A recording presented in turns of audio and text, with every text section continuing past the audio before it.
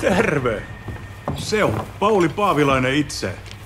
Vieläkö sä soittelet ja kiertelet ympäri maailmaa?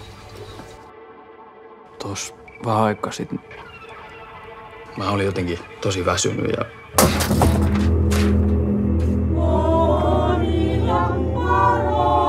Yritin vaan niinku hiljentää sen edes hetkeksi. Kato, muistaaks mua? Oliko se Iiris? Joo. Pitäisikö koettaa soittaa jotain ensin?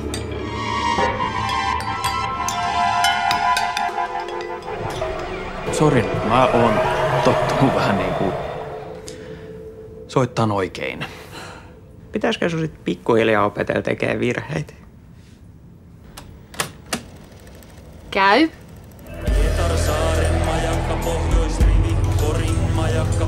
Tuohon tulee meidän nimistä, kun sellainen keksitään.